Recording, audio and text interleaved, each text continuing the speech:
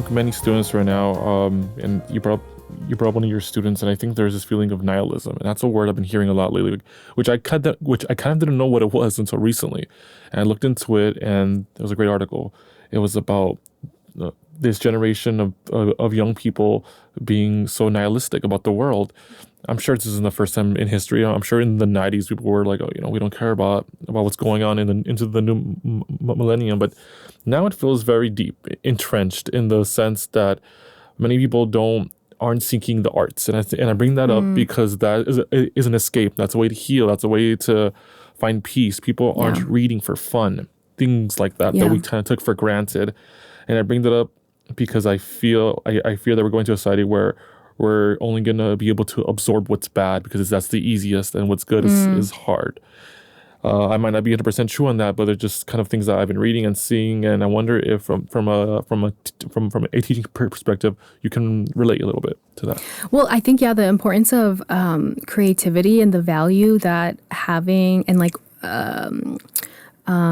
if we think about like our imagination like a muscle, we can strengthen that imagination and that creativity, but a lot of our creative muscles are like atrophying because of the like AI taking over so much, where we no longer have to be creative, or we don't even get to be creative because these AI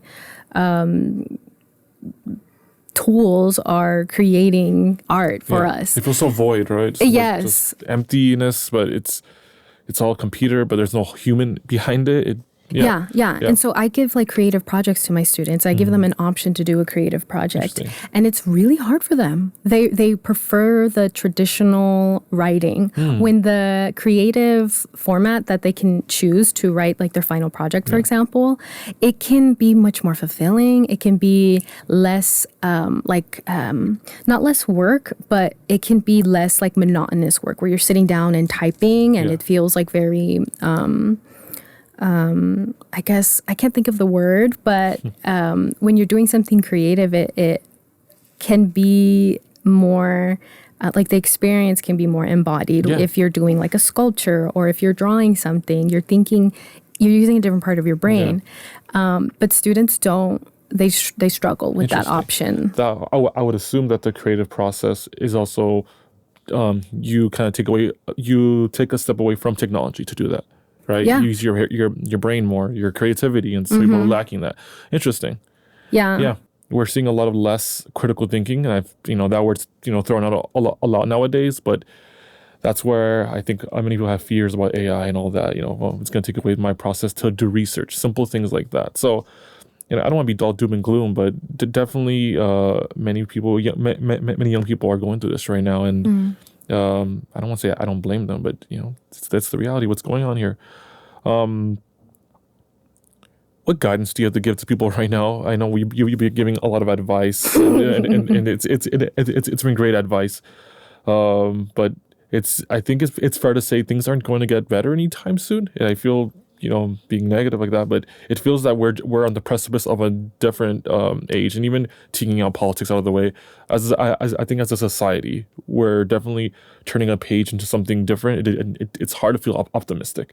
Yeah. So with that being said, what advice can you give, if any? Yeah. So I mean, this is kind of related to earlier, the perspective shift towards just like the understanding of the world around us through reciprocity and through like mutual aid is like we were talking about this earlier. It's a buzzword, but it's something that is much more than what we've seen recently of like these are examples of mutual aid, like the community fridges, but this reciprocal and symbiotic way of living is how humanity has survived this far. Give and take, right? Yes, exactly.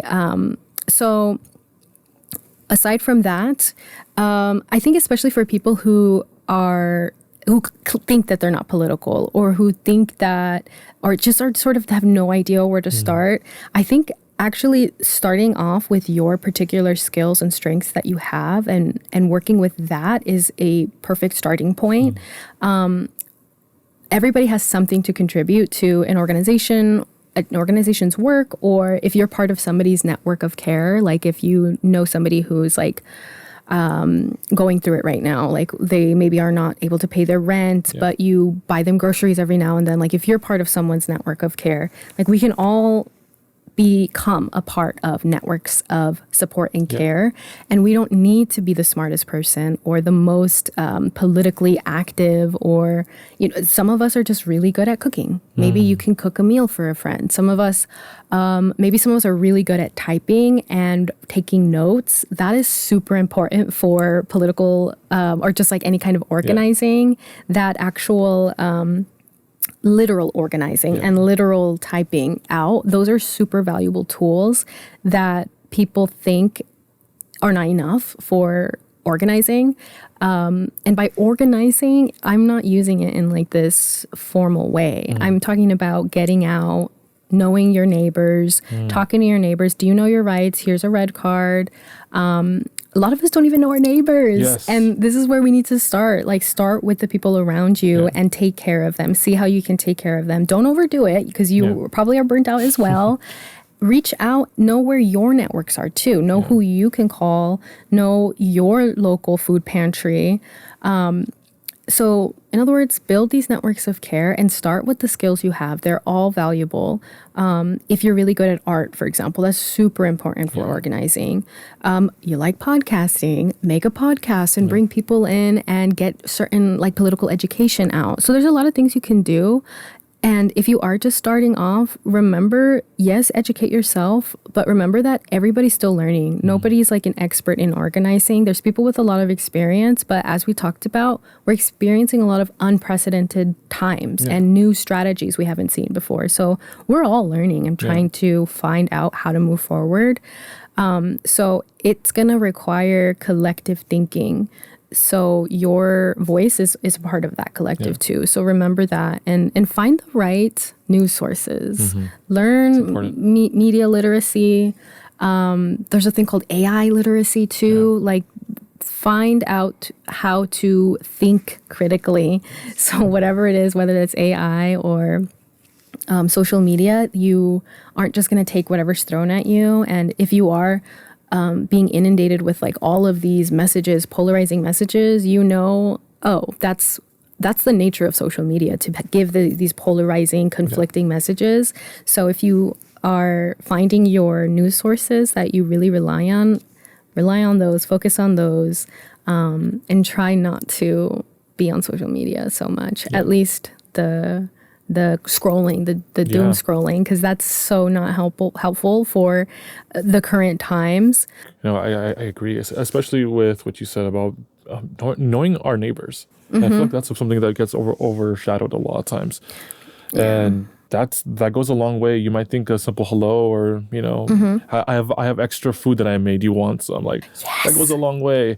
And I think we're just afraid to reach out nowadays because I think we're just closed off. And that's where I feel we're heading as a society. We obviously work with people on a daily basis, on a social basis as well. But it feels that half the time, young people that I work with, they're afraid to ask simple things. And and I do feel like it's connected to what's going on in the outer world. So we have a lot to work to do, it sounds like. Yeah, and a lot of work to remain hopeful. And even when because people say, well, I do understand, I want to know my neighbors.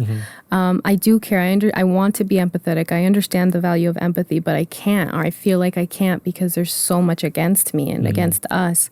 But that's just one side of the coin. And that's, yes, we live in America, which is influenced by Western thinking, which doesn't allow for a lot of nuance and contradictions. We like to think things in binary, good, bad, yes, no.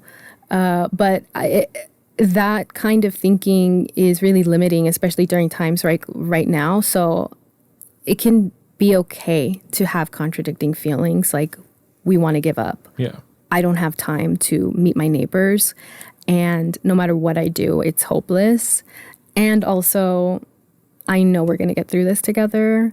I will make the time, maybe not tonight, but tomorrow night, this weekend. I'm going to spend 1 hour meeting my neighbors or printing out like a resource list and putting it on my apartment complex, like elevator or something. The simplest task. Yeah. Simple things, starting off, but doing something and just trying to keep ourselves, I mean, really, right now, what's important is just surviving. Yeah. And that's valuable, like making sure we're being fed and sleeping and doing the things that we need to do, like our responsibilities, like going to work if you can and going to school. These things right now, it's okay to just focus on the survival, but collective survival. Yeah. And I think as time goes on, we're going to be able to say we made it to today, but I'm going to start thinking about tomorrow. And I think we're going to get there. And I think I want to kind of leave it on that like hopeful note, because I think we're going to get to the point where we can take a breath, and hopefully that's coming soon. Yeah. But right now, this definitely feels like it's a wait and see mode. Yeah. Wait with your the communities that you're working with, and get involved in a local organization.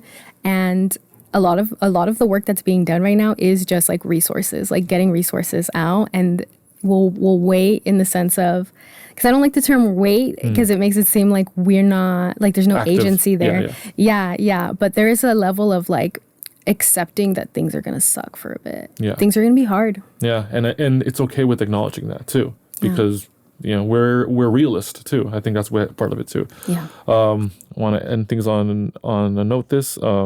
Anything that you want to emphasize, or something that we might have missed? I know there's a lot of topics. There's so many things we could have gone on, but something that you want to emphasize. I think the main thing I'll say is look into your local artists, your local queer undocumented artists, groups. There's a lot of like small businesses. Those are great ways to start getting tapped into the local organizing. And by, again, local organizing, I'm literally talking about just like the community garden or these like mutual aid groups. Yeah. And one good way to start is by looking at the artists who are doing that work, because they're usually connected with them. So I can name a few. There's Gata the Baddie. You can find her on Instagram. There is, there's Smile Cult, which is in the LA area, and they have it's a small business, and it's all around mental health for like people of color and Latinos, and not specifically, but like you can tell it's geared for people of color.